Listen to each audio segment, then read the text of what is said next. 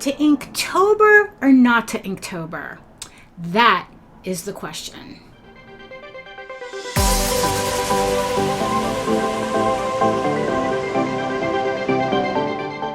Hi everybody, Daphne here, and welcome back to my channel. Before we get started, check out my artwork at the galleries and social media sites next to me on the side here, and don't forget to subscribe and click on the notification bell so you can get notified whenever I upload a new video. And as always, there's free comics waiting for you in the link in the description box below, so don't forget to sign up for them.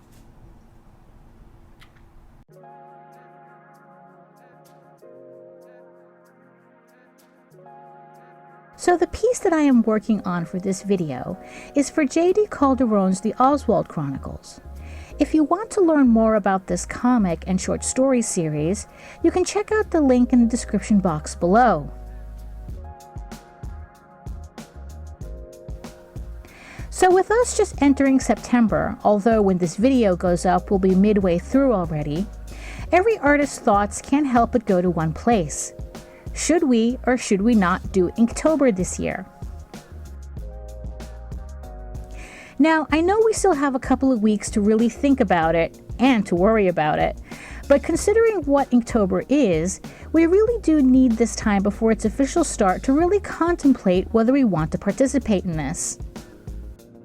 For those of you who aren't familiar, Inktober is a month-long art challenge that happens every October, where artists create a piece of art every day based on supplied prompts with the intention of inking it, thus the Inktober name and hashtag.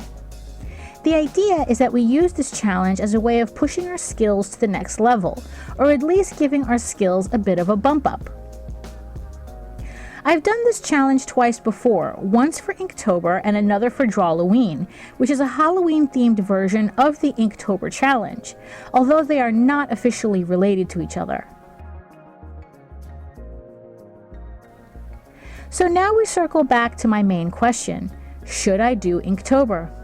So considering this really isn't a simple question, and remembering what my other two Inktober challenges were like, let's go over the ideas about it.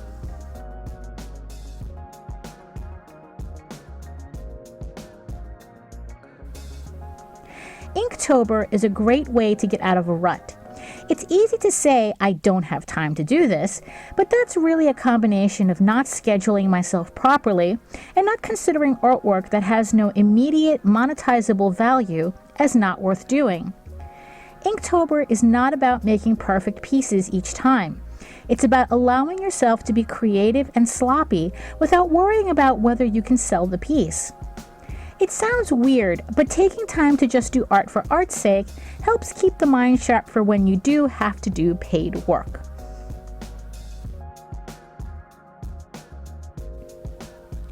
Inktober is the chance to do art you wouldn't have necessarily done at any other time. After looking over the official Inktober prompts, instead of thinking about the words literally, I was thinking of overlaying my own theme. Not only do I have the prompt word, but now I have to do the piece following a theme. Maybe I should do fan art based on the prompts, or maybe limit each prompt to having to involve a centaur somehow, something to make it more interesting for me.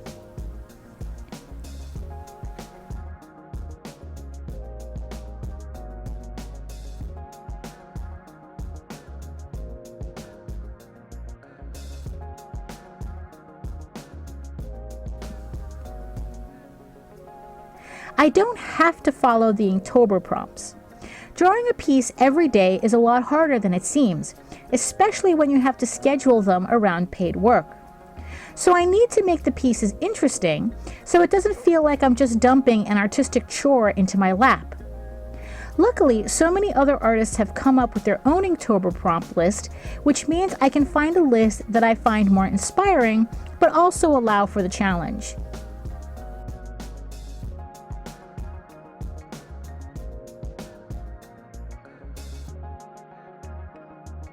So far, not only is there the Inktober and Drawloween prompt, but I also found a prompt list by Catnip Illustrations, which offers up a nice middle ground for what I'm looking for.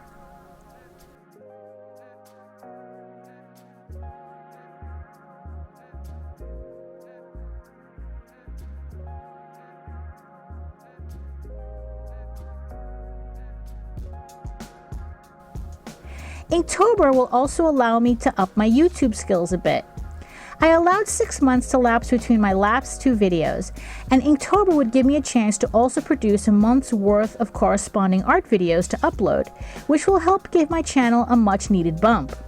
If you thought drawing a completed piece every day was challenging, how about filming and editing a corresponding video a day as well?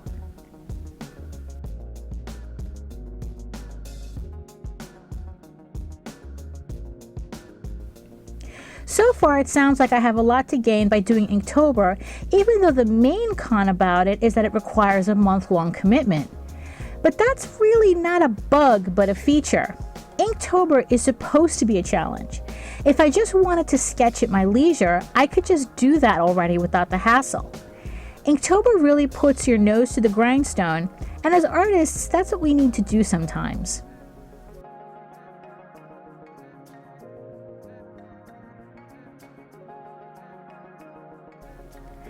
On a more general note though, at least the controversy over what makes a piece a real Inktober piece has died down from what I've seen.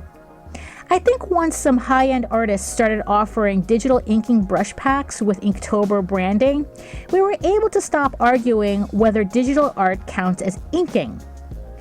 Yeah, sure, maybe the literal idea of Inktober was originally for traditional medium, but once Inktober was loosed into the wild, it was ridiculous to expect the spirit of Inktober to not transform into what we see today.